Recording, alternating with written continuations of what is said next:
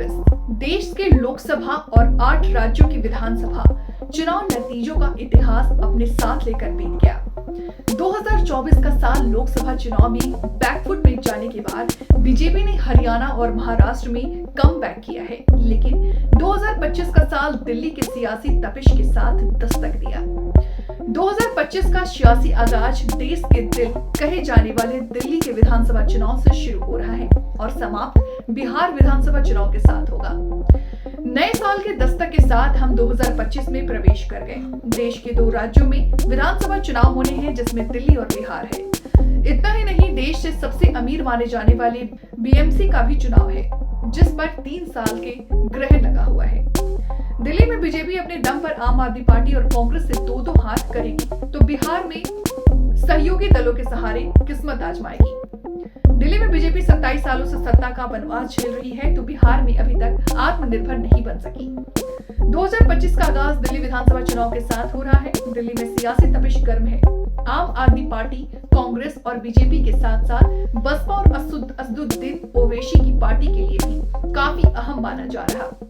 आम आदमी पार्टी चौथी बार सत्ता पर काबिज होने की जुगत में है, तो बीजेपी दिल्ली में अपने 27 साल के सियासी वनवास को खत्म करने की कवायद में जुटी है। कांग्रेस दिल्ली में अपने खोए हुए सियासी जनाधार को वापस पाने के लिए बेताब है, जिसके चलते दिल्ली के चुनाव अहमियत को समझा जा सकता है। दिल्ली में अगर अरविंद केजरीवाल अपनी जीत का चौका लगाते हैं, तो ये विपक्ष के लिए बेशक बड़ी बात होगी। 2024 के लोकसभा चुनाव में दिल्ली की सभी 7 सीटों पर कांग्रेस और आम आदमी पार्टी साथ थे, लेकिन 2025 में होने वाले विधानसभा चुनाव दोनों अलग अलग लड़ रहे हैं।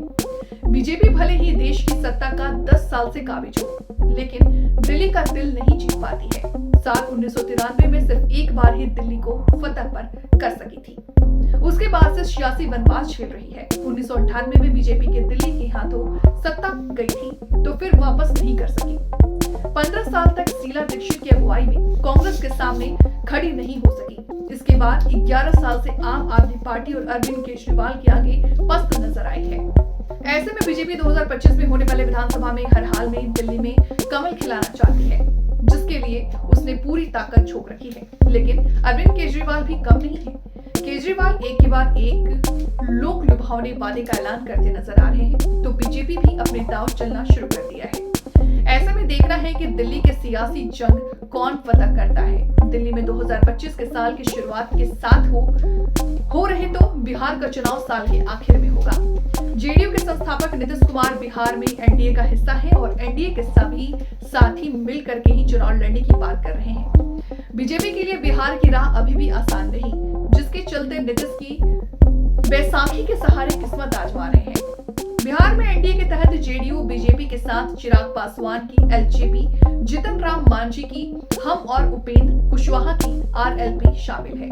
वहीं आरजेडी नेता तेजस्वी यादव भी लालू यादव के मार्गदर्शन में अपने बल पर सरकार बनाने की बिसात बीच रहे हैं। आरजेडी ने कांग्रेस और लेफ्ट पार्टी के साथ गठबंधन कर रखा है, तो ममता बनर्जी और अखिलेश यादव का भी समर्थन हासिल है। चुनावी लिहाज से कांग्रेस के पास दांव पर ज्यादा कुछ नहीं है, लेकिन आरजेडी की बैसाखी के दम पर अपनी नैया पार लगाने की कवायद में है। इसके अलावा बिहार में तीसरे प्लेयर के तौर पर चुनावी रणनीतिकार से नेता बने प्रशांत किशोर की जन स्वराज पार्टी भी इस बार पूरे दमखम के साथ चुनावी मैदान में उतर रही है। तो मुस्लिम वोटों के सहारे किंग मेकर बनने का सपना संजोए असदुद्दीन ओवैसी भी किस्मत आजमाएंगे। बिहार का विधानसभा चुनाव नीतीश कुमार के लिए काफी अहम माना जा रहा है, क्योंकि पिछले 3 दशक में सत्ता के धूरी बने हुए हैं। वो जब चाहते हैं आरजेडी के साथ मिलकर सरकार बना लेते हैं, और जब मर्जी होती है तो बीजेपी के साथ दोस्ती कर सत्ता पर काबिज हो जाते हैं। बीजेपी भी बिहार के जातीय समीकरण के चलते नीतीश कुमार को साथ लेकर चल रही है, लेकिन उसका सपना महाराष्ट्र की तरह बिहार में भी अपना मुख्यमंत्री बनाने की है। इस बात को नीतीश कुमार और उनकी पार्टी समझ रही है, जिसके चलते जेडीयू ने सियासी दांव चलना शुरू कर दिया। 2025 में ही मुंबई के सिविक बॉडी बीएमसी में भी चुनाव होने हैं। बीएमसी को एशिया की सबसे अमीर कॉर्पोरेशन कहा जाता है। इसमें महायुति और महाविकास अघाड़ी की जंग होगी। हालांकि यहाँ मुकाबला शिवसेना, उद्धव और एकनाथ शिंदे वाली शिवसेना के बीच है, लेकिन बीजेपी इस बार अहम भूमिका में दिख सकती है। महाराष्ट्र की सत्ता पर काबिज होने के बाद बीजेपी की नजर उद्धव ठाकरे की दबदबे वाली बीएसपी पर अपना परचम फहराने का है। विधानसभा चुनाव हारने के बाद उद्धव ठाकरे के लिए बीएमसी पर अपना दबदबा बनाने की है, लेकिन शिवसेना के 2 टुकड़ों में बंट जाने के बाद चुनौती बढ़ गई। बीएमसी के साथ महाराष्ट्र में शहरी निकाय चुनाव भी होने हैं, जिसे लेकर सियासी बिछाल बिछाई जाने लगी है। ऐसे में देखना है कि निकाय चुनाव में किसका पलड़ा भारी रहता है।